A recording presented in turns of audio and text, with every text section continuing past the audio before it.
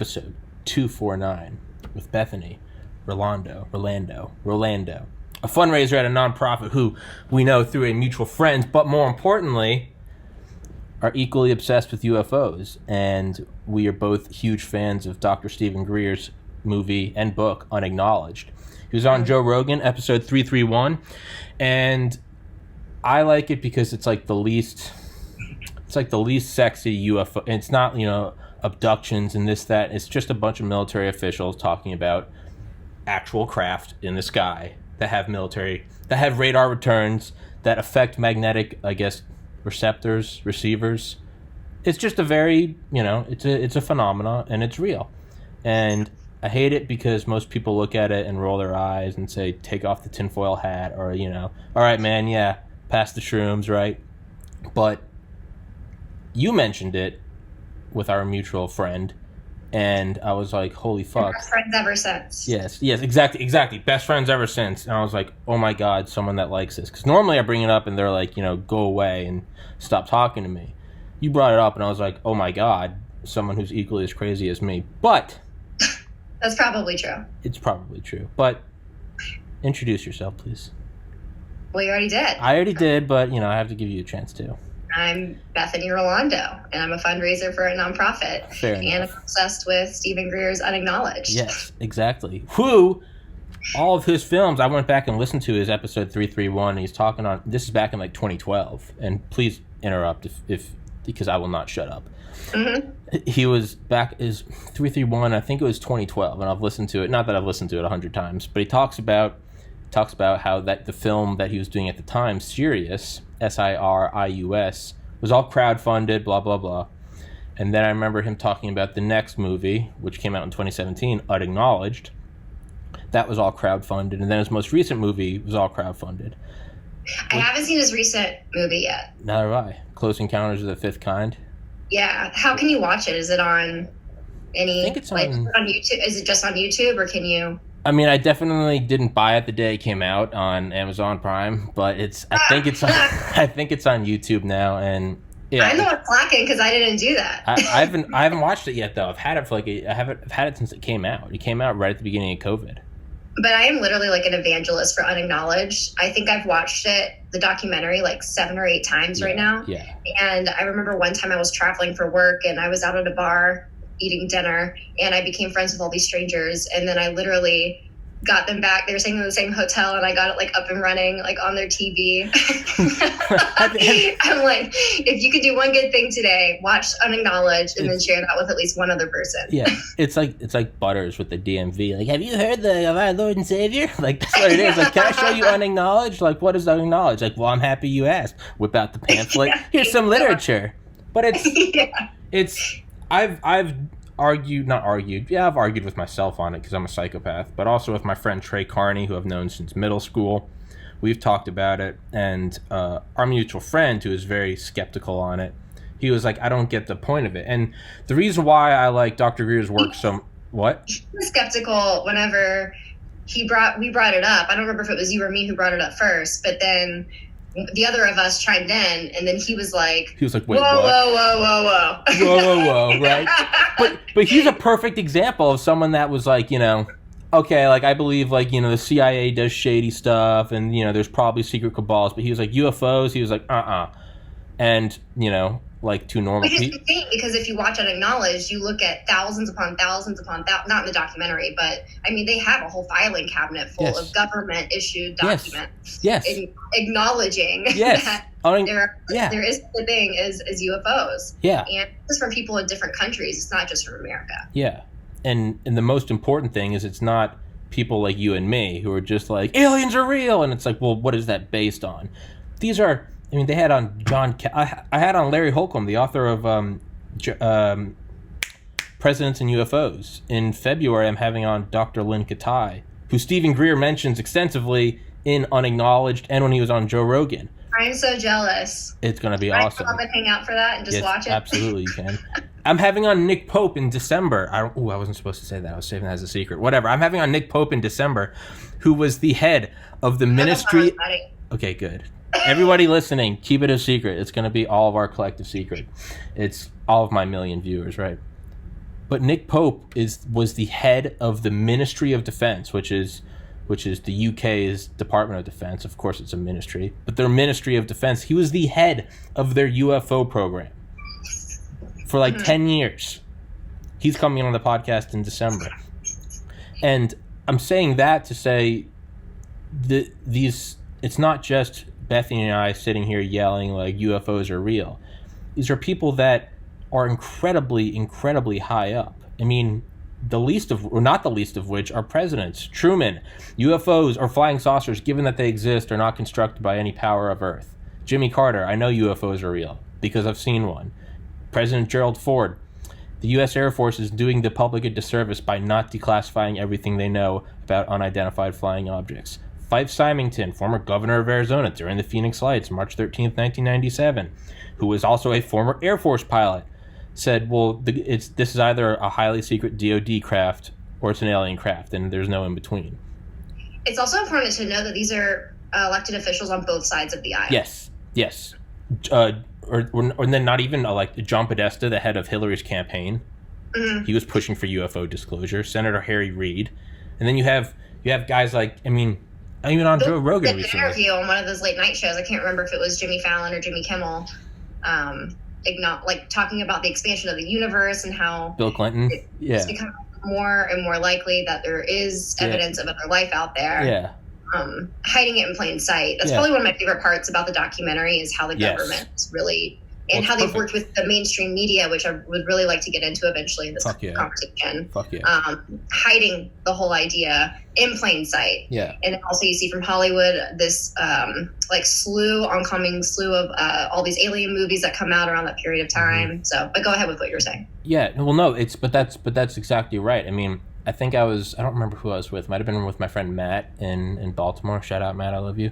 But we were watching some shout out, Matt. I love you, Matt. We were watching some. I've known Matt since 5th grade. Matt knows how crazy I am.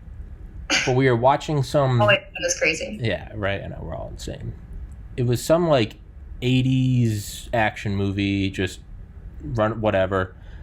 But we were looking at them, and it was all these just Nordic, square jaw, blonde hair, blue eyes guys with machine guns, and it was they're the bad guys. And you just knew it watching the movie. It's they're the hello Americans, and it was oh my god, the bad guys. And then we watched I think it was Transformers 2, which came out in the 2000s, right? Why the difference between Transformers and Transformers 2 though? What?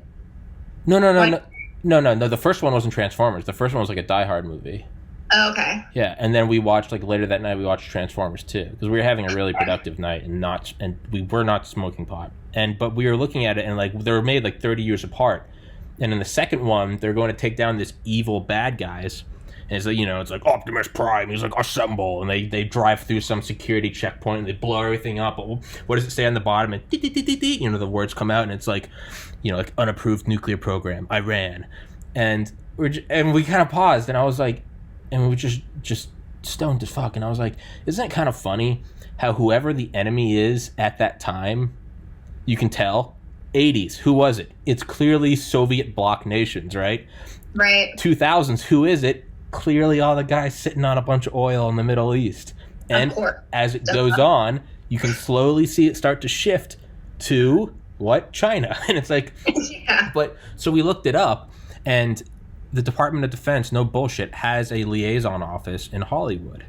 And their incentive is, for a movie say, Transformers, hey, you want all these realistic props instead of using shitty CGI, right? You want a real Hummer, a real F-22.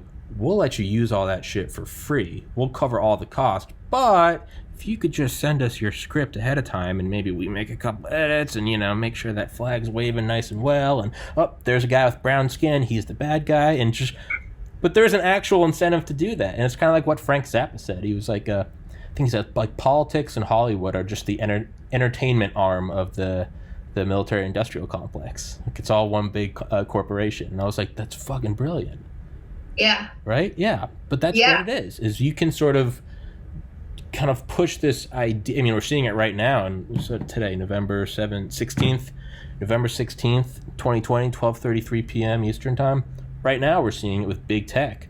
And but it goes every which way. And one of the ones it goes, well, even with Hollywood too. So like, celebrities that I've never seen so much involvement with the election, for instance, from Hollywood as I have, you know, trying to get everyone to go out and vote. And they've made like their personal mission, and they have these hashtags that partner with all of these nonprofits that are tied to definitely one side of the aisle more than the other. But I mean, this has been going on for a very long time, and it's becoming more prominent with the increase in our usage in social media. And social media by itself is a huge giant that needs to be addressed. You know, and I kind of go along with Joe Rogan on this, and how they're trying to claim that they're a private business, but then they're also trying to seek out help and safety from the government. And that's like, you can't cross the two. You can't intersect the two. Both. And so if you're going to be a private company, by all means do that. But if you're going to try to seek safety, and then claiming that you don't censor, because, you know, Mark Zuckerberg went on the record a few years ago saying that he wasn't censoring anything on one side of the aisle over the other. And then there was a lot of evidence of that actually happening in the years that came from that. And it definitely is something that the government needs to address, and they need to establish moving forward, because social media is a huge part of our life, and it's becoming even more a part of our life, and it's going to continue to become more of a part of our lives. Whenever you look at, you know, kind of that video I sent you about like the Great Reset and what they're trying to do through the World Economic Forum. And so but that's me going on a rant. No. It's absolutely true, because it's not going back in the box, right? It's not like this is some fad like Pokemon Go or something, right? Where it's like, all right, like this is. You play Pokemon Go? No, I never did, but. So I played it briefly, but I actually wasn't allowed to play Pokemon growing up. Well, no, we both grew up in heavy Christian households. It's right. It's devil worship, right? But it was really weird whenever it first came out, and you'd be walking around the park. Like, I live in Richmond, Virginia, and you go out to like Belle Isle, and then you just see a whole slew of people that are just all together, like in a circle, pre-COVID, obviously. And you're like just looking down at their phones, just kind of walking around like zombies, like trying to catch these Pokemon. And I don't judge those people whatsoever. If you're out and you have the time to go and catch Pokemon, by all means, go for it. But as somebody who doesn't play it, it was just really interesting. It was. I remember when I wanted to do stand-up comedy in like 2016. Like, you wanted to do stand-up comedy? I did I never knew that. No, I wanted to. In like 2016, I was so psyched to do it. Right, just like right when my life was just like pretty much just like off. I was like, I had like one wheel on the rails, and I was just like, I don't know if that's just like maybe that's a microcosm of stand-up comedy. Is that my most fucked up point? I was like, I'm just gonna go talk to people, and. Well, you can deal with it's a coping mechanism too. My mom always thought I would actually be really good at stand-up, because I have a very dry sense of humor, and I love to pick on myself and other people. So she thought I would always be really good at that. I think I was just at like a fucked up point. But I remember like one of the jokes I wrote down was like Pokemon Ho instead of Pokemon Go. And it was like, you can finally find those hot singles in your area. And like a moron, I was like, this is going to be the joke that brings me to the stratosphere. And then I showed up at the place in Athens, Georgia, shout out Athens, and they were like, you have the wrong day, man, you're up next week. And that was enough for me to be like, well, this isn't meant to be, fuck this. This isn't what? I'm not in a good spot. I remember me and my buddy Kirby, I love you, Kirby, I was like trying to stop drinking at that point in my life. This is like summer 2016. And he was like, I was like, let's go back and like play video games. And like, he was like, I know what will make the night better. And we like stopped at Taco Bell. We picked up like $60 of food.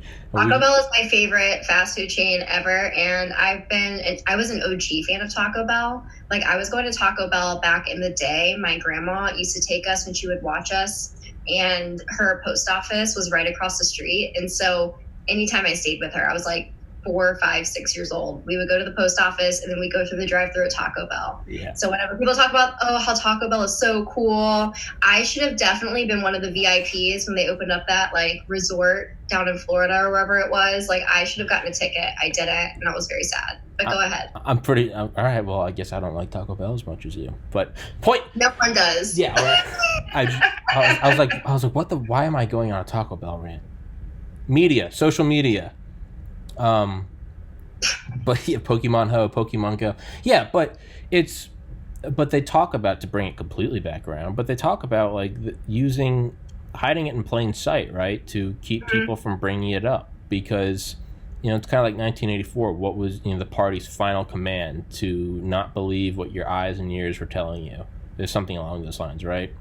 And the CIA, and this is all declassified. It sounds like Alex Jones. This is all declassified shit. I'm just saying that. You actually got your impression. Yeah, it's all declassified. I'm just saying it's all declassified shit. You can look it up. I'm just saying I have good sources. If you look at it, it is declassified, especially from like the chief of counterintelligence, James Jesus Angleton, who talked about, hey, because we can only cover up so many of these UFO sightings. And again, declassified Air Force things, Project Blue Book, Project Sign, Project Grudge, all these things to say, basically, that's where the kind of the trope of like Dr. J. Allen Hynek, that was swamp gas, right? And it's in Men in Black, which you saw was swamp gas bouncing off of Jupiter. But they realized there was like, we can only do this to so many cases. And they're happening more and more frequently. July 1952, 12 saucers fly over D.C. They scrambled starfighter jets or sabers after them. They're like, we can only do this with so many things. So why don't we just come up with a psychological warfare campaign? And that campaign was just ridicule people. And it's worked fantastically. Because, what's that guy, that pilot for Japanese Airlines flight, I think 1628, not that I know this, over Alaska, where they spotted that huge UFO in like the late 80s, and John Callahan in Unacknowledged, who was like the number 3 in the FAA. Yeah. That pilot was laid off despite having like 20,000 flight hours, and he eventually got hired again because some professor, what the fuck is his name? Some professor in the United States like made it his mission to get that guy rehired, because he was like, you have a fantastic pilot here. But this guy got fired because he was like, I'm a pilot, like I know what I saw, and this was a UFO. And so there is ridicule to where like people don't want us. It's and what actually leads me, the one thing I don't understand or know, and maybe you do, is how did Dr. Greer get all of these people who witnessed it on his documentary? Yeah. Like, are they, a lot of them are older, and so they're probably, retired in some sense. I wonder if they felt or feared for their lives in any capacity after the release of the documentary, because the government is not in favor of letting people know about this. Obviously, that's the whole point of the documentary. Yeah. And so, like, do you know, or do you have any thoughts on? So I know that he said for every person that's like in the, and also, so Unacknowledged is like an hour, it's maybe, I don't know, like an hour and 43 minutes long, but like not 2 hours long, right? Unacknowledged? I thought it was. Is it less than 2 hours? I don't know. I definitely don't have the exact time like memorized, but it's his actual. Yeah, I know, and it's. But so that's my bad. You know what? That's unexcusable. Podcast over. Thank you for showing up, guys. The link's in the description in the bio. But he actually does have on his YouTube page, Serious Disclosure, he has all of the witnesses that were on Unacknowledged. He has all of their full interviews up. And it's something like, I think it's 35 or 65 hours of all. So like in Unacknowledged, like. Get him to agree to do that. How did he get him to agree to do that? Yeah, are they agreeing to like protect them, or are they just risking it? Is there going to be any fallback? Are they worried about any fallback? That's what I'm curious about. Or is it because it's unclassified materials that were pretty much discussed in the documentary? There really is we need an attorney here, like, to come and talk to us about this. Yeah, I don't know. Yeah, find the attorney. Yeah, I don't. Yeah, I know. Really, right? That's what I need. I don't know. But I do know, he said, for every one of those, he said there were about 100 that he has video of that said you can't put it out until I'm dead. So he said so Unacknowledged is about 1% of the video he has. So my answer to your question is I think 99% of them are like, there's going to be retribution, they're going to fucking kill me. And 1% were just like, whatever, like big dick energy, like, I don't care, come at me, bro. And I don't know. Some of the guys were really old. They were probably just like, I don't fucking care. Yeah. Patriots, in my opinion. Exactly. Really. Exactly. A very brave person, because aliens is not an issue that is taken lightly. No. I don't think. And so let's go into that, because our mutual friend, when we gave him our whole, cult speech, And it was so funny how it happened. I can't. Do you remember which of us brought it up first? I said something. I think we were talking about normal conversations. Like JFK was absolutely whacked by the CIA because he did a normal Tuesday conversation because because he didn't want us to go to Vietnam, and the military-industrial complex was like, fuck that guy, like we want our cash.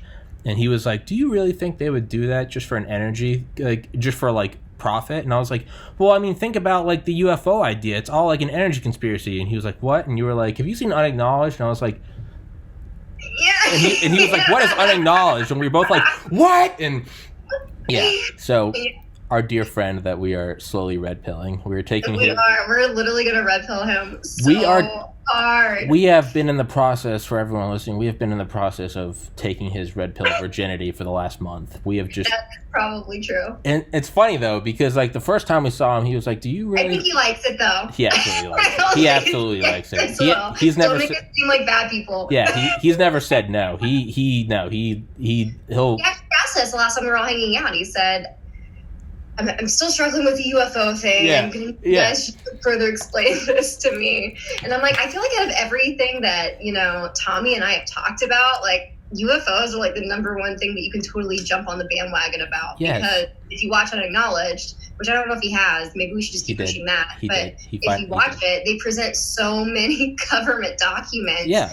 Really, it's indisputable, in my opinion, about the fact that UFOs exist, that they visited this planet, that aliens exist.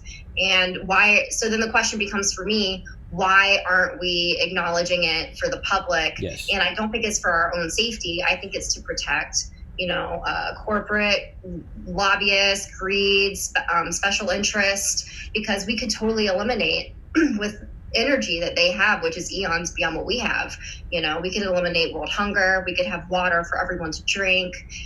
It would just help us progress so rapidly. Yeah. I don't even think we would be ready for how well we could progress if we were just to, welcome. I don't think they're here to harm us. And I think that's the number one portrayal that Hollywood, the narrative, is trying to push out, is that aliens are here to hurt people and they want to go to war with us. But if you look at the fact that they were here on UFOs and just trying to see what's going on. It's if they wanted to hurt us because of the energy that they have and the technology that they have, I feel like they could have done that. They would have done a long time ago. Yeah. And I think that there are other planets as well, in addition to the ones wherever they're coming from, and they might not even all be from the same planet. They're probably interplanetary trading. Okay, they're doing that with each other. Sure. And so we're missing out on a huge opportunity that could really advance our entire society. Everyone in the world would benefit from it. Yeah, it's just the next level of evolution, and yet. But then you'd have Big Pharma go out of business, and you'd have Monsanto go out of business. They would all go out. It wouldn't even be comparable. I don't think there's any. I think it's like a singularity. I don't think we can look past what it would be. It's just like this vertical wall of progress. Or then they wouldn't want to let that in, and because lobbying is so heavy up on the hill, and special interests, and everyone has everyone in everyone's pocket, there's no way that they would they're not going to go down without swinging. No, sure. Absolutely not. I mean, it's kind of like what I had him on yesterday, an undercover ATF guy, Vince Sheffalou, and he said in his book, every once in a while you'd be undercover and like a biker would put a gun to your head and try to get you to crack, because your reflex is to grab your badge and be like, you don't want to kill an agent. So they have to train to not grab their badge, because what would an actual non-cop do? You would just be like, yo, man, why are you putting a gun on my head? Mm-hmm. And then he addressed the next thing. He's like, to you, Mr. Reader, in the answer to your question is, well, how did I not freak out? And it's not that I'm some badass. He was like, I figured by the time they had a gun at my head and I was acknowledging that there was a gun on my head, they would have already pulled the trigger if they were going to. So the fact that I'm now aware of them having it to my head shows that they're not going to do it. And that's what I kind of think of UFOs. It's by the time we see them and they're here, dude, if they wanted to ice us, they would have, Like, what do we do to like tense in Forever Like, what do we do to like tense in Iraq? We drop laser. They'd be here probably if they wanted to. No, exactly. We wouldn't. Like, think if you're just like a mujahideen fighter in the Middle East, and you've got sandals and a 50-year-old AK in a tent, and a laser guided bomb from above the clouds, probably over the horizon, takes you out. You don't know what's coming. It's just you're just not there 1 second. And we're what, maybe 30, 40 years ahead of them technologically? What would a race do thousands of years ahead of us? We just wouldn't be here. So to our mutual friend and to everyone listening I think that there's almost like a straw man argument against aliens, because it's like, okay, what, the people would freak out, they'd jump out of their windows, and it's like, no, to me, although there is philosophical implications, I have more faith in people than that. So do I. But I look at like how Bob Lazar talked about it on Joe Rogan. He was like, sure, he's like, it's crazy to think, okay, there's another society out there in the universe. He's like, but I'll be honest, like, I didn't really care about that. I just cared about the technology. I didn't care where it came from, right? And that's kind of how I look at it, is like, that is a whole argument, religiously, philosophically. Every single sure. spectrum. But what I try to do, though, is to the skeptic, I try to bring it down to one level. I'm like, well, let's look at something we do know, right? We know oil companies don't like electric cars. We know that although Florida is the sunniest state, we know that they lobby heavily to not allow solar panels there, or they put up a lot of red tape to get them. We know that happens. We know that Dick Cheney's company Halliburton made $43 billion in profit off the invasion of Iraq on the deaths of 1.5 million civilians. We know that happens. None of this is a conspiracy. We know that Apple throttles your battery life, so you have to buy a new one. If we know all of that, in 2008, we know these motherfuckers just take money and just cut people home. They don't care. If we know that, what is the single biggest vice grip they have on the balls of the world? They can literally and figuratively turn the lights on and off.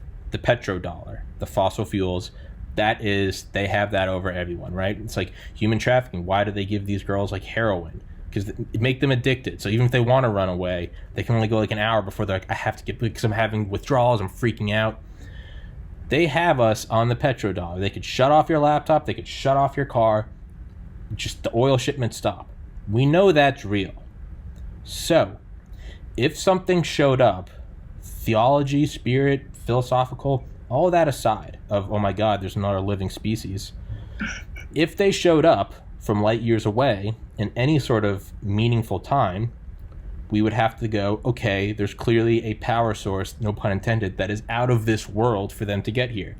Again, don't need to worry about the philosophical implications, but object or UFO came from planet A to place B. That requires a lot of power. Right. What is that power source? Well, if that power source subverts your petrodollar grip on the balls of the world, well, if you're in charge and you've worked really hard over the last century or two to build up this grip on the world, are you gonna give it away? No. Mm-hmm. And that, to me, that is the easiest explanation for why you're covering it up.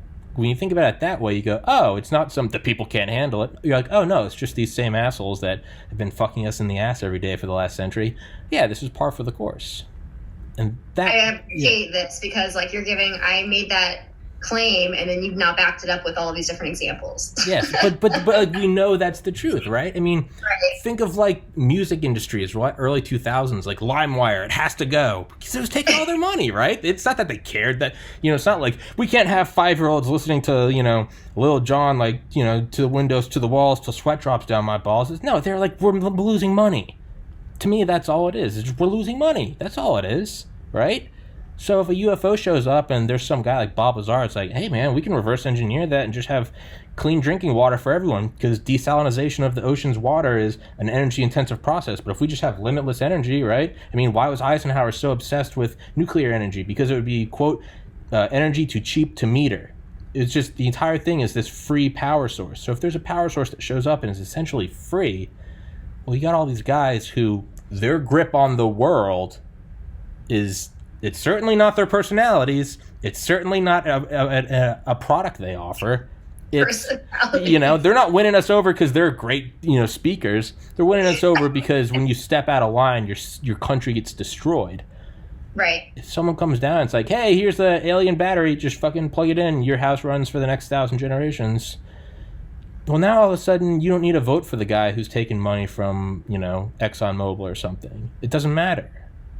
To me, that's just, when you break it down to that, to me, I'm like, oh, that's like the least sexy, most realistic, most plausible explanation. And rant. But, right? I mean, that's what I think. And again, for everyone that's still skeptical, don't listen to Bethany and I. Watch Unacknowledged. Go watch Unacknowledged. Watch Unacknowledged. Holy shit! It's. I mean, it was a 5-star admiral, Lord Hill Norton, from Britain's Ministry of Defense, who's the head of MI6, MI5. They're the RAF, everything. Well, even beyond that, though, look at the documents that Dr. Greer brings up, which are how they're working with mainstream media to make sure that they avoid mentioning anything about sightings or trying. They literally say that they are working with the media to dissuade the public from looking into the issue. Yeah. Like we're all skeptical about government. I don't care about what side of the aisle you're on or not. We're at a place in America where we don't trust government. Mm-hmm. Trump's in office, people hate him. If a Democrat's in office, people hate him, and no one is trustworthy of government. And so for me, I think this is the best time for people to be watching something like Unacknowledged because there's a natural skepticism there. Yeah. And so whenever he pulls out all of these files from decades ago, right? This is not happening. It probably is happening yesterday, but this is from a while ago. Yeah. And just talking about how they've had mainstream media wrapped around their finger from then. And then that ties into how government and mainstream media have this relationship into today. Yeah. And then you look at what mainstream media is trying to do. Yeah. And no one should be trusting mainstream media either. Yeah. I also don't care what side of the aisle you're on. Yeah. And you're right. Into the whole thing with social media and then them trying to seek out safety, but then they're trying to operate like a private company, but then they're working and pushing a narrative. It all ties together. Yeah. And that's why I ultimately am really passionate about it, because government has too much power. Yeah. And I don't think it is within their rights to hide something that the public could benefit from, that the world could benefit from. Yeah. And then you take it a step further and you look at how we're definitely not, according to Unacknowledged, the only government that's aware of this. Yeah. And so then you look at the fact that all of these governments are working together to hide it from the public all over the world. What else are they hiding from the public all over the world? That's how my mind works. Yeah. Yeah. No, it's exactly it. It's kind of like George Carlin said. It's like, it's a big club and you ain't in it. That's what it is, right? Because because that frees everyone from under the thumb of the government. And not only that, it's I think they bring it up in Unacknowledged. I know Larry Holcomb brings it up. And that's another insane book, Presidents and UFOs, who's been on here. And another one, Leslie Kane. How long ago did you have that podcast? Because I think I missed it. I think I've had him on twice. And I think both in the last 4 weeks. I'm going to go back and watch absolutely. it. I love your guests that you have on your podcast. Thank you very much. They're very fascinating. I can't believe that you just started it last year. And the caliber of people that you're getting on is very impressive to me. Making me blush. Thank you. It's definitely it's definitely working better than I ever thought it would. Not to not sound confident about it, but for a reason. Yeah, I hope so. You're meant to do. I fully believe that. Yeah, and I'm fully going to use this to it's all a front just to get closer to the UFO. That's what it's a long time. It is. I would love you forever if that were true. It is absolutely true. The long term, the long con is, hey, if there's an 8-decade conspiracy to keep UFOs secret, well, hey, you got to fight the long con with the long con. So I'm just coming in. Here you are. Yeah, right? In the game. Right? I mean, fuck. What does Joe Rogan do? You can go back to his first episodes. He's obsessed with UFOs, to having on Commander Fravor, having on Bob Lazar, having on George Knapp, Jeremy Corbell, having on all these guys talking about UFOs. That's what actually got me onto Joe Rogan. I can't remember which one it was, but it was about aliens and UFOs, and I was hooked ever since then. Yeah. And that's so. Now we're kind of getting thrown a curveball, though, right? Because we just went on this long rant about why they're keeping it secret. But then, this past, I want to say July, maybe June, there was a New York Times article co-authored by Leslie Kane, the author of UFOs, Generals, and Government Officials, who have tried to get on this podcast, but she said no, thank you, very politely. But go on this podcast. Miss Kane, please come on my podcast. No, I've messaged her a lot, and she has very respectfully said no. So, hopefully soon. But it's... She co-authored that New York Times article that Rogan screenshotted and posted on his Instagram that the military or the Pentagon has in its possession, quote, craft not of this world. And that kind of just went under the radar, right? Right? It's... Of course it did. Yeah, but... Of course it did. Yeah. Just like how you sent me an article about what happened in Beirut. Oh, yeah. Right? And so and this is different. This is sex trafficking or human trafficking or allegedly. Alleged. You know, but like that, I totally missed that story. I don't know if that was on the front page of any paper or like the front of any. I read the news all the time as a part of my job. Yeah. And so like the fact that I didn't even see that story happen and you were asking me about, you know, what do you think about this and that? And I'm like, I honestly have no idea. The fact that you just sent me this and I've never seen it is blowing my mind. And I need to do research before I come to any conclusions about like what had actually happened. But it's just another example. Yeah, no, that does blow my mind because it was a huge fucking explosion. I actually got on an EOD tech, explosive ordnance disposal guy who worked with the Secret Service. I had him on to talk about the Beirut explosion. And I came in and I was like, was it a government operation? Was this black ops? And he was like, I mean, probably not. And I was like, oh. And, but darn. I was like, fuck. But yeah, he went in. I really thought I was onto something there. I know. I was like, this is, and he was just like, I mean, no. He was like, there's, and I was like, fuck. But this guy was in the Secret Service and did bomb detection when, like, I think under Bush and Obama, whenever they'd go to like China, they'd bring him out there. I think I heard that episode. Yeah, Will Ely. He's a cool guy. He taught me on air how to make homemade explosives from Home Depot. So well, let's not do that because we don't want to. Well, I mean, wave to the NSA because I think that episode really put me on there.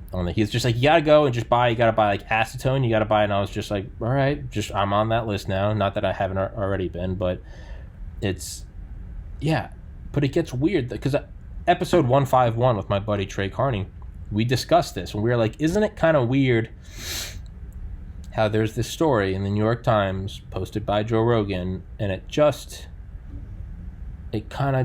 was like the emperor has no clothes. Everyone just kind of looked away, and I was not Trey and I were freaking out, and I was like, I had him on, and he was like, did you read it? And I was like, I read it, and we were just going back and forth.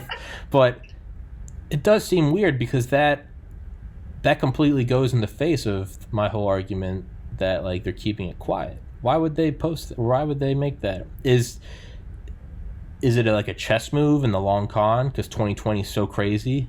They're like, let's throw it out there now. No one's even going to pay attention. So you're thinking that the media is in on it too? So they're like, so is that your assumption? So assuming that media is also in on it, they're like, because 2020 is so crazy, let's go ahead and publish the story and it doesn't actually gain traction. Yeah. Or are you of the mindset that media is not as involved with government dealings at her level necessarily? I'm not talking about the executives, but maybe as a journalist. Yeah. You know, I would like to think, although I am very skeptical about a lot of journalists today, I would like to think that there are still journalists out there that aren't a part of the smoke screen, like the backroom dealings, and that they would want to get a story out there if they had the information. Yeah. You know, like that's what happened with Amy Robach at ABC News. I mean, she had the Jeffrey Epstein story for 3 years, and ABC News would not let her put it out there. And, you know, by some way, somebody who worked there caught her on tape in between the segment, and she had talked about everything that she had. And then she ended up being punished. Yeah. And so it's like, on one hand, I totally see what you're saying about, you know, media, and it's kind of, you can see it as one, and that they're in with the government. And I do believe that. But then on the other hand, I do think that there are journalists out there that are really passionate about journalism, and that if they have a story, they want to be, just because you're naturally competitive. I mean, if you're a journalist and you have to break the story first, and so like if you want to have a career in that, you have to be very aggressive in pursuing that. So it's like I could see it both ways. I could see it where they would want to publish it because they think no one's paying attention because of 2020. But then I can also see them wanting to publish it because maybe it is 2020 and people are paying more attention to the news than they otherwise would have been. Okay. Yeah. I definitely. What do you think? No, I definitely see that. I think well, like, did it gain traction with anyone else? And what paper again was this? This was in the New York Times. New York Times? Yeah, which is why it gets hairy. Like the god of all. Yeah, which is why it gets a little hairy, because it's like, why was that there, right? But then we also have the Pentagon acknowledging Commander Fravors, I guess, FLIR, forward-looking infrared, the camera tape of the UFO off the coast of, San Diego in 2004, saying that's not ours. Just the Pentagon just saying that's not ours. Like, okay. And like, but they just that was the summer. So like a few months ago, wasn't it the Pentagon that like admitted that they had seen UFOs? Yeah, because I definitely published that like on my own social media. I know. Said, hey, 2020 is a crazy year. Yeah. When the government's admitting that they acknowledge UFOs and no one is paying attention to it, and it's not getting any coverage on CNN, MSNBC, Fox News. And then, by the way, if you haven't seen it yet, go watch Unacknowledged. Yeah, yes, but that's what I'm talking about. Like the Pentagon just like nothing. Yeah, that's not ours. That's definitely an alien. There's a video of it. That's an alien. And it just kind of flew under the radar. Maybe it's cognitive. Maybe nobody really does give a fuck. Maybe it's not. I don't think so.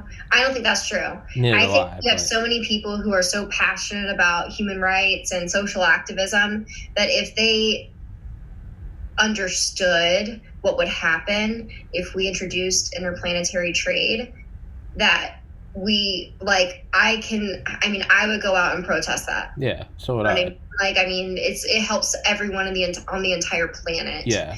And I understand it's not a strict black and white issue either. I'm sure that they would have their wants and needs, and then we're trying to present our wants and needs. But, there needs to be a discussion of it. Yeah. And I think I have more faith in people around the world that if we made it an open topic of discussion, that they could handle it. I don't see people going and jumping off buildings because aliens exist. We're so desensitized to it. We've seen how many, but hence Hollywood and movies and media, and how often they push how many alien movies came out in the last 20 years. Yeah. So I think that we're desensitized enough to it that we could totally introduce it, and for the most part, everybody would be okay with it. Yeah. And they'd be like, okay, yeah, that makes sense. And then, okay, now let's go to the next level. Like, what do we do next? Yeah. And that's how I think about it. Yeah. I don't think people would freak. Like, we have rovers on Mars. Like, we have phones that beam live video into our pockets, supercomputers. Like, we know the universe is expanding. We watched on live TV as 2 passenger airplanes hit the World Trade Center. Like, there's COVID. Like, for the most part, people are like, that's crazy. Go look at the Great Reset. You should tell people to go watch that too, absolutely. Because that's something that is put out, and you can watch their own videos, and it freaks me out whenever it's them talking. It's not even some conspiracy theorist. Yeah, conspiracy theorist talking. It's not me and you, and it's not. I did send you a video, I think, of a guy that I really like, and I'm blanking on his name, or else I give him a shout out. I'm so sorry. But he uses their videos and then kind of breaks it down in 20 minutes, and they talk about we already helped people with limbs and being able to walk again, and all of this. Think about what we can do. People are so afraid to think, to speak freely because they're afraid of what their thoughts are, and then they just start talking about how they want to infiltrate our thoughts. Yeah, we want to create space for free thought, and it was like, bitch, what the fuck did you just say? Yeah, it terrifies me. I really have to pee. I'm gonna pause this. I'm not gonna make you monologue. I'll pause it. And we're back. Sorry, I had to piss because I have the bladder of a pregnant woman or a racing. What's the saying? I have to piss like a racehorse, or I have to piss like a pregnant woman? I have no idea. I I've never heard either of those. Of course. All right. You guys are weird up in Maryland, but you also have wild horses in Maryland. That We do have fucking wild. I was telling you about how I went to Puerto Rico and that I saw this horse like on his way to go meet his buddies, and that was like the coolest thing ever, just to think about the life of a horse that is wild. And it's like, okay, he like goes and eats some hay, he goes and meets up with his like girlfriend, and then he's like, all right, girl, I gotta go, gotta meet up with my buds. And so then I was driving a golf cart on like down this pathway and then onto the beach, and then there were like a whole slew of horses that he eventually like caught up to and was just like hanging out with, and they were just chilling. Do you think, I think so, Commander Fravor was on Lex Friedman's podcast, and they were talking about UFOs and how they were like hovering over water when he saw them. Mm-hmm. I'm just thinking of horses, because he was like, what if they were just talking to dolphins? Like, what if we're not like the smartest thing here? Well, I mean, we don't even know anything about the ocean, right? Like, we can talk about space all day long, but the fact that we don't even invest enough money into, we can't even explore the deepest of the deeps of the ocean. Yeah. We only have access to places like Antarctica. Yeah. We'd be able, I think, to... What the fuck is going on in Antarctica? Oh my God! What is going on? And again, you know, this wasn't an unacknowledged. So anyone that was hoping to just stay on UFOs, now this is your stop. I hope you enjoyed the train. You can get off now. For everyone else, you know, put up your tray seats and your tray backs, and from the ceiling are now going to fall tinfoil hats. So put them on and buckle the fuck up, because what the fuck is going on in Antarctica? Dude, I have no idea. It's crazy. I have 1,000 different conspiracies running through my head. Go into them. But like, it's astonishing to me that every single country has a flag down there. Yeah. But then they all agree that there's no way to like massively, like, you can't just, I mean, you can go down there and you can tour it and all of that, but you can't get to certain places. Yeah. And I always ask, you know, what's going on in those certain places. Yeah.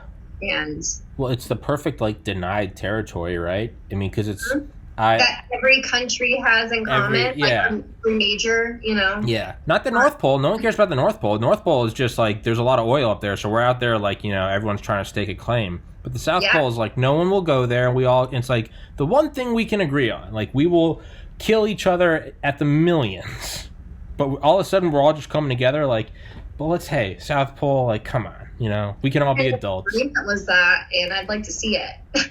Do what?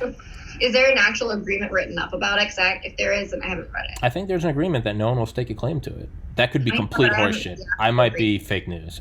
I might be. Yeah, I might be fake news. Like I said, hey, everyone, that all citation-backed discussion stopped at minute 51. This, we are now. This is now. You know, you are now here. At your own volition. We're not staying on track. There's no citations. Nothing we say. Don't use it against us. There is no citations backed up by nothing. This is wild speculation. This is, but you know what? At least we say that, because most mainstream news places, they do that anyway and just throw it off as news. At least there's right, and that's what's crazy to me is that you have actual news outlets that are going out there and they release videos of people moving their lips, and you see what they're saying, and then they try to discredit it or label it as disinformation. Yeah. But then a lot of journalists, they don't want to give up their sources. I understand that. But then they just say, like, our source, and then we just take that automatically as truth. Yeah. Or we read the story in the paper. Yeah. Yeah. Or online. Who reads a paper these days? Yeah. Well, I always get that when I post Project Veritas shit on Facebook. My friends are like, I'll just have you know that he's a well-known right-wing conspiracy theorist. And I'm like, I don't think so, but I'll just humor you. Let's say he is. What is the video of the man's mouth saying? You know, and it's that, who was it, Scott Fogel, who was the guy in 2016? Like, yo, man, like, we use mentally ill people to do shit for us. Make no mistake. I remember posting that. And that was that was a guy working on Hillary Clinton's campaign, and I remember that. And mind you, I was still pretty left at that point, but I remember thinking, this was 2.5 years after I lost my brother to suicide. I was like, so left. I was, but this was 2.5 years after I lost my brother to suicide. And I remember thinking, I was like, fuck, that's evil. That's pure evil. We pay mentally ill people to do shit for us. Make no mistake. And I remember posting that, and one of my friends was like, dude, James O'Keefe is a fart. I didn't know anything about him at the time, and I was like, that may be true, man. But I remember I was like, if you could just go to, you know, timestamp 4 minutes and 11 seconds, what is the man in the video saying? But I'm just saying, they edit, and I'm like, what is he saying? What is that man saying? Think if I sat here and just started screaming the N-word and saying kill all Jews. And someone said, well, okay, but you know what? CNN aired it, and I'll have you know, CNN's pretty left. They'd be like, what did Tommy say at this timestamp? Out of context or not. Well, that wouldn't happen, though. Nobody would look at CNN and say, oh, that's too left. Well, that's what I'm saying. Like, don't pay attention to it. If it comes out on CNN, if it comes out on, you know, any mainstream media, then it's pretty much just taken as truth. Yeah. And that's my plea to people and anybody watching is, you know, there's a love-hate that I have with technology and social media and the internet. But one thing that it has done is given we the people the power to go and do our own research. And you can, you know, there's a lot of fake stuff out on the internet too, but you're smart enough to like go and read it and decide for yourself what actually is true and what isn't true. Yeah. And, you know, we really as people need to harness that to our advantage. And that comes with any topic, not just aliens or not just Antarctica or not just, you know, whatever video James came out with. That's for anything. Yeah. Yeah. And that's one thing I always think is like people that think like that needs to be censored. And it's like, why? And so like, because people might believe it. Like that right there, I'm like, you're not the babysitter. Yeah. We're at a precipice, I guess. Is that the right word? Where impasse, precipice, crossroads, where we have to decide, do we want to help people think for themselves, or do we want to free people to where they can come up with their own conclusions? And I know government doesn't want that. They want sheeple, is what I call them. People who, you know, if you're driving down the road and you get to a stoplight and you see like 6 cars in one lane and then the other lane is totally empty, and it's like, you know, I'm like, sheeple, they just follow along, you know, why not just get in the left lane? There's less cars in the left lane. Yeah, it's just or right lane. It can be vice versa too. Yeah, but it's right. It's listen to what they said that it's not real or this didn't happen, and it's like but who said that? Like I always look at it as like, you know, well, so-and-so, you know, well, Snopes said. And I'm like, dude, Snopes is a guy and his wife, no different than me. And that'd be like if you and I started we call it. Who's fact-checking Snopes? And who made them that's like going to Wikipedia. And colleges don't even let you, for the most part, use Wikipedia as an information source. If Snopes was like Einstein, Neil deGrasse Tyson, and like Carl Sagan, and they had like a whole like panel of like researchers and they live streamed their fact-checking, okay, Snopes is just a guy and his wife. That's it. I could make something called Popes. That'd be like, well, you know, you check. Probably not, because Popes is like an actual like. Yeah, well, it'd be like you could just check. Well, okay, fuck it. Tommy's podcast. Well, Tommy's podcast said that there's election fraud. So, and what's the first thing? Well, that's just the guy's podcast. Exactly. It's just Snopes. It's just CNN. It's just Fox News. Like these people aren't.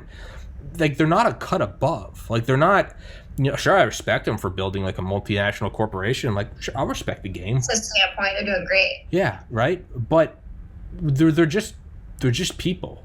Like they're just people. Like they go home and they like yawn and like look in the mirror, like pop a pimple, like take a shit, you know, go home and, you know, lay in bed and they're just like, ugh, I don't want to do this tomorrow. They're not some like almighty, like, you know, deity on like a high pillar on top of the mountain, like, I will tell you truth, my child. Like they're just fucking assholes like you and me. And so if you can say Snopes said, well, speak for yourself. Like me, not like you. It's I guess I can't be sometimes. No, but you know, it starts so slowly with, we can't have Alex Jones yelling and ranting because it's dangerous to the population.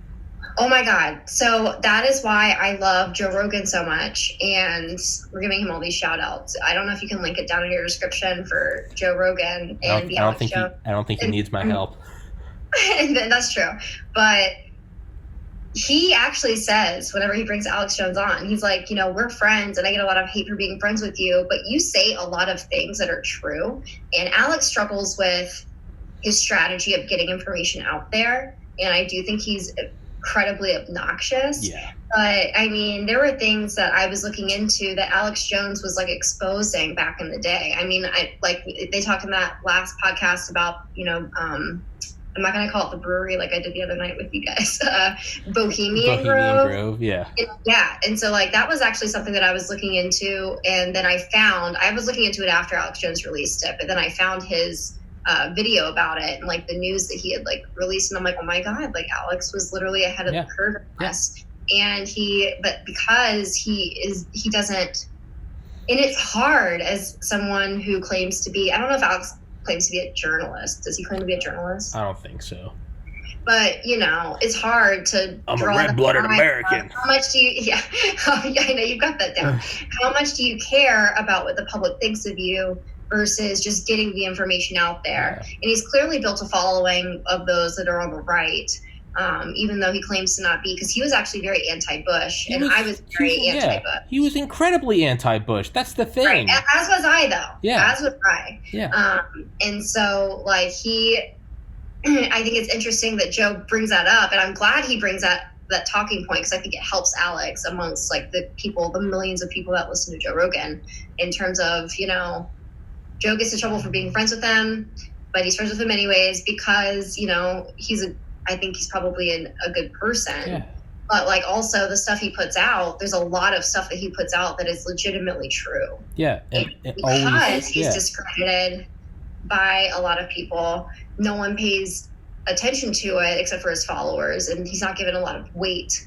But he's ahead of the curve on a lot of this stuff. Yeah, and it's very easy to discredit him because you just gotta pull up a clip of him being like, interdimensional aliens are here, they're sucking the life energy from our kids. I'm telling you, Joe, I know there's a post-human era coming. It's very easy to look at him and go, this guy's fucking crazy.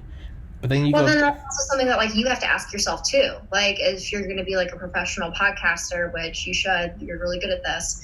How much do you want to care about what people think of you versus you actually saying, and I know you have zero cares in the world, but, and Joe Rogan's able to get away with it. Alex Jones is able to get away with it, but with really only the right side of the aisle. And so that's something that you're going to have to consider as you start to gain more followers and gain more traction. How much are you going to care versus like what you put out? It's just, it fascinates me. Yeah. Like inside of the business and like how all of that works. Yeah.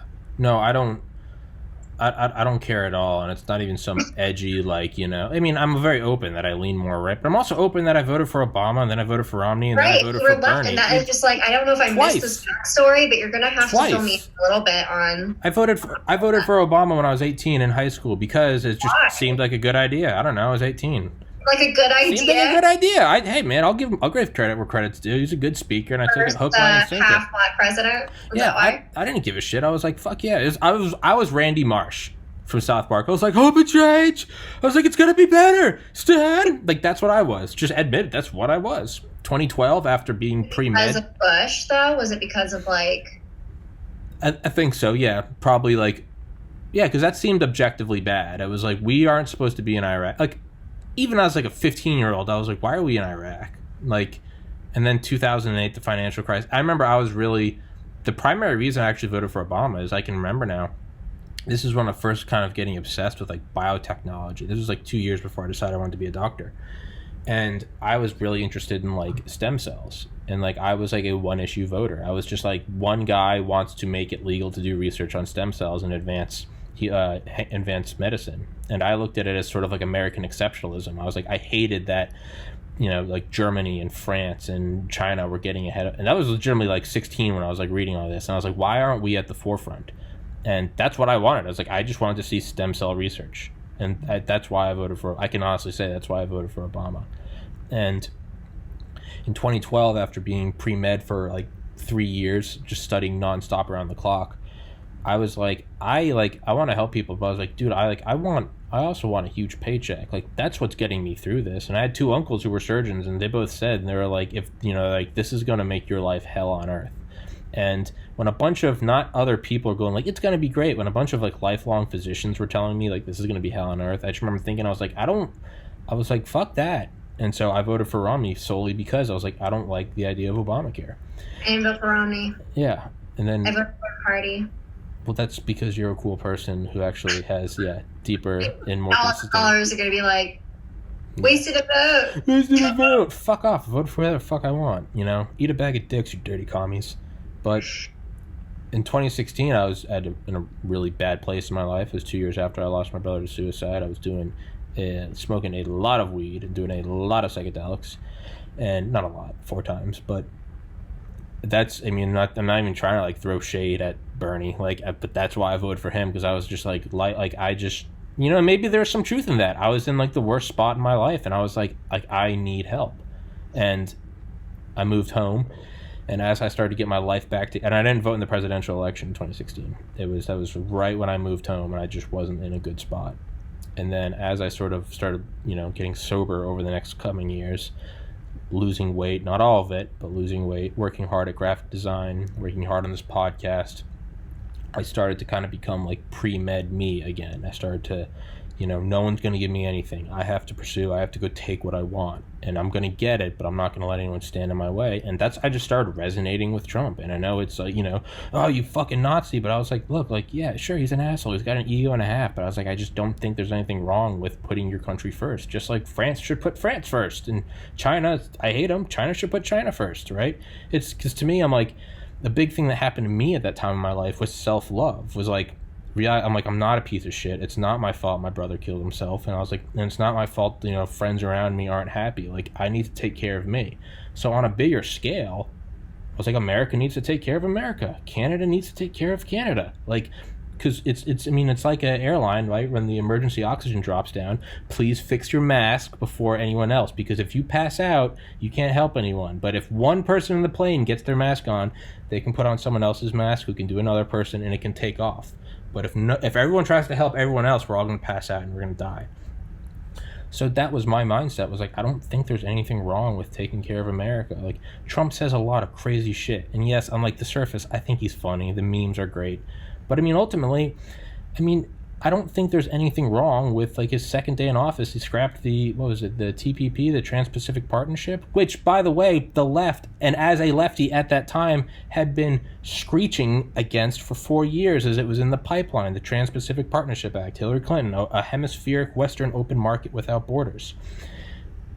I was like, that's objectively bad. And so I was just like, get it away. Get rid of it. I don't think there's anything bad. We're going to bring back troops. Oh, but we're the Kurds. The Kurds. I'm like, no one, you didn't know who the Kurds were yesterday. But now that Trump is saying, I'm like, I don't, because look, we can keep our troops there and they can die, or we can bring them home and these people can die. It's cold, but someone's going to die. Yeah, I'm going to stand by what I think. Bring them home. I don't give a fuck. Don't get in what George Washington, don't get caught up in foreign affairs. And I know the world's a lot more complex now, but still. So there are some things that why I voted for Obama are the same things why I voted for Trump. And that's the truth. Is I was like, hey, let's put because what was Obama? It's like, we're going to put money in, again, stem cells. I don't care what anyone thinks. We're going to do this so we don't fall behind the rest of the world. That's just another way of saying America first. That's just, he said hope and change, but that's another way of saying make America great. I'm going to shut Guantanamo. He didn't do it, but he said it. And to me, I'm like, what? He didn't do it, but he said it. No, he didn't. But still, I'm justifying my draw to him. I'm going to take us out of Iraq. I'm like, good. We spent $5 trillion over there. We don't need to do that. These are all the same reasons why I voted for Trump a week ago, or the same reasons why I initially voted for Obama. So to me, I'm like, so that being said, that's my whole like left and right jump. So it's, when it comes to circle way around to your question, my idea of how am I going to go forward doing a podcast, to me, it's very simple. I'm going to say what I believe in, and I try to have on guests that challenge my beliefs so that I don't become rigid and calcified in my position.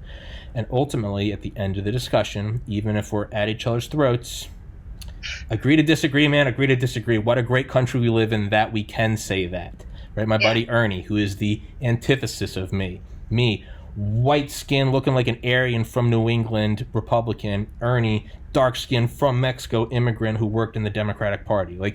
But we also used to drink vodka together in college and play Mario Kart, and we're still friends, and we text each other, and we get heated sometimes. But we always text each other. I'm like, love you, brother. And he's like, love you too, man. Like, keep working on the podcast. I'm like, I hope you're like, I know your dad's sick. I hope your dad's doing better.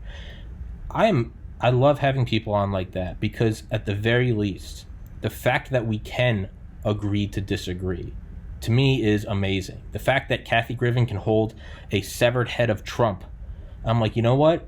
Goddamn, no other nation in the history of the world are you allowed to do that and not be put against the wall. And it's terrible and it's offensive. Snoop Dogg has a video where he kills Donald Trump. Offensive and terrible. Goddamn, there is no other nation in the history of the world as progressive as us that would allow you to do that. And the reason why I am currently what you would call right, even though I don't think my position has changed in the last decade and a half, is because I want our right to agree to disagree. And right now, there is one side that doesn't want you to agree to disagree. Say this, or you get canceled. Ice him. Shut him up. He's a Nazi. He's pariah. He's not allowed to have a job. Fuck him. Destroy his property. Dox him.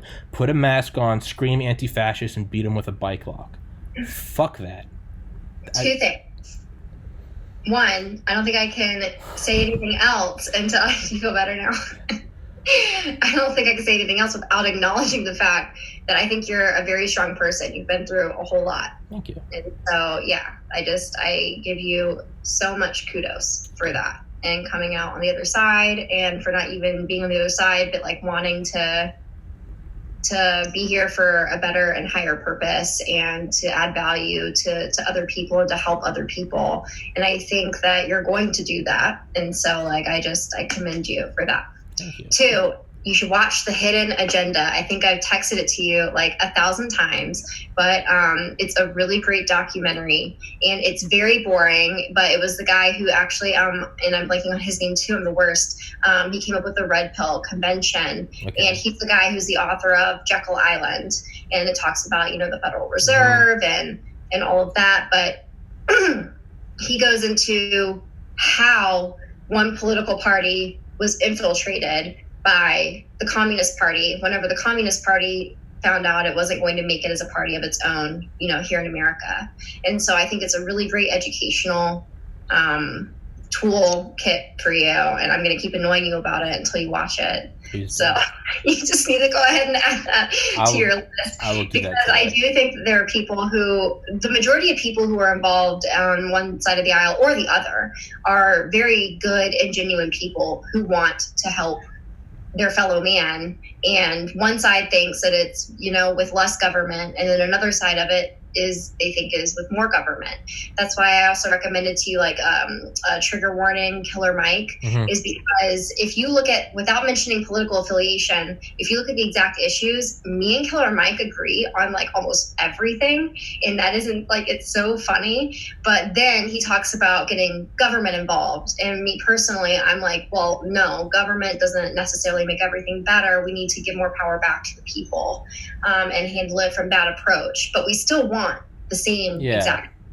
And so I can totally see, you going from like one side of the aisle to the other. I mean, I couldn't vote for Obama in 2008. I was not old enough. But in 2012, I couldn't vote for Obama or Romney because I thought that they were both two sides of the wrong coin. Yeah. So like, I just, that's why I went third party, because I really try to vote on principle. And, I did not think that Donald Trump was going to be the nominee for the Republican Party. Not at all. There's no way I thought the establishment within the Republican Party was going to allow that. I thought it was going to be Marco Rubio. I'm not going to lie to you. Like, that's who I thought it was going to be. And would I have voted for Marco Rubio? Probably not, if I'm going to be honest. So the fact that Donald Trump got to where he was got to where he is now, like from where he was, is a big question mark for me. I mean, we can talk about like kind of how that happened from the jump, but I totally agree with you in the fact that he kind of came in and said, I don't care about whatever's going on, we have to get America back on track, and we have to put America first. And people can say anything they want to about his personality. Would I necessarily want to hang out with him? Probably not. Yeah. We can say like whatever we want about his own ego and his motivations for what he's doing. It could be for his own self-interest. I actually think that that's not even a legitimate argument. You can be in for your own self-interest or not, because his own self-interests are also still for the betterment of the American businessman and the majority of the economy here in America. And so, yeah, he could be in it for his own selfish interest, but he's actually helping make the economy better. And we've seen nothing but, like the minorities and unemployment has gone down more than any other administration. And history. He's breaking records left and right. And not only that, he's kept a lot of his promises that a lot of other people have not. I would say like double the amount, maybe even triple the amount of promises. No new wars. I mean, holy fuck. I mean, how low can our bar be? But there it is. No new wars. I'm really disappointed to see that there was not a lot of mainstream coverage on the peace deal in the Middle East.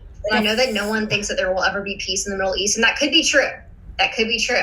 However, when is the last administration to actually put forward a document that these countries have signed to where they agree to peace? Like, how long ago was that? Yeah. And ask yourself that question. So, and there's no coverage of that. There's no coverage of that. None. Like, none. Yeah, and there's this weird. It's 1:41. I'll keep you for a couple more minutes. Okay. There's this weird. Like, you can't admit anything he does is good. Like, he's not allowed to have one. To me, that is like a stalemate that at the very get-go. Like, well, then we can't progress past that. If we just... Everything Orange Man does is bad. Like, why? You could lay off the self-tanner a little bit. Yeah, absolutely. Absolutely. No, he looks like a fucking moron. Like, let's just be real. He looks like a moron, dude.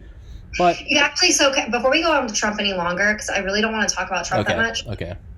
Just because I just don't, I'm tired of talking about everything. The election's going on. I got you. See, it's just like, I feel the worst for Melania Trump, because Melania is gorgeous, beautiful, self-made, knows how many different languages, 5 or 6 different languages, has taught her son the same. He knows multiple languages, and has stood by his side. And they chastise her and demonize her and refuse to give her anything. Like, she doesn't get front page of Vogue magazine or any of these girly magazines that people like me like to read. They did that for Michelle Obama. I mean, Hillary Clinton. Think about like what she actually put up with Bill Clinton. And you've interviewed Juanita Broderick, who I am a big fan of, and like Hillary still stood by his side. Yeah. And media still defended Hillary Clinton. I'm defending my man. That's right. Yeah. And they had Hillary's back on that. And then with Melania, they literally just demonize her and make her look so negative in every angle. And she, didn't ask for any of this. She wasn't trying to be in political office. Unlike Hillary Clinton, that has made it her life mission, starting out as a Republican and then going towards the Democratic Party and then being married to Bill Clinton would, I think, just to stick it out so that way she could run for president. Yeah. Melania is the opposite, the antithesis of that. And so I hate to see her being dragged through the mud over something that has to do with her husband, whenever I think she's handled herself with grace and dignity, and she's still out there, and she's really big on helping children. And, I am such a fan of Melania. I think that she's just a boss. Yeah. And she doesn't go out and she doesn't say anything negative about anybody. She just sticks to herself. She does what she stays in her lane. She does what she does.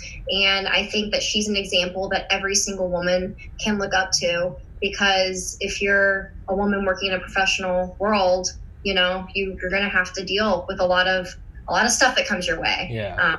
Believe it or not. And so, like, she's somebody that I think should be an example over somebody who's like a Hillary Clinton or even Kamala Harris. So there's that. No, yeah, you're right. If she was any other party, I agree with you. If she was any other party, she'd be painted as like the 2020 Jacqueline Kennedy. Isn't she the first immigrant, like first lady? I don't know for sure, so I don't want to say yes or no. Actually, yeah, no. Let's just. But I mean, yeah. And then not only that, if you can see like attacks on her, and you go to any YouTube video or any Reddit post or any Facebook post, or look at any comments, and it's always like, this bitch can't even she can barely speak English, and it's like how quickly the tables turn. right? When you're anti-immigrant, and then she's like, I love like America, and they're like, oh, she can't even talk, and it's like, Jesus Christ, right? I know. It makes me very upset. How is that not the American dream? You taught yourself 6 languages and you married the president, right? Yep. And she was she had her own career. Yeah, I mean, she was making it. She married Donald Trump, and I don't know her motivations for that. I'm not going to claim to. It could have been for love. It could have been for something else. However, she married who she married. Yeah. And like, she's sticking by him and she's supporting him. And I think that she's like such a good example of somebody in her position that any little girl should look up to. Fuck yeah. Yeah. Well, let's wrap it up on that note. 145. I guess so. I don't know. That's I think that was a perfect podcast. Everything from UFOs to Melania to Antarctica, which we are going to do another episode purely on Antarctica, and that will be that. What? Who are you doing an episode on Antarctica with? You. Oh, that's what I was saying. I was like, no one else is going to have this conversation with me, but you are. I will happily do that. We should both wear like tinfoil hats. That I was going to say, or just like the fuck, what word were like Eskimo jackets. Eskimo jackets. You know what I'm talking about? Parkas? Parkas, there we go. My brain's frying. Yeah. Eskimo jackets, yeah. We've been talking for a very long time. We have been. Thank you for doing it, man. Thank you so much for doing it. Thank you. I hope you had fun. Isn't it a blast? So much fun. I know, for sure. It was so much fun. All right. Well, you're a good person to talk to. Thank you. Hold on. I'm going to wrap this bitch up.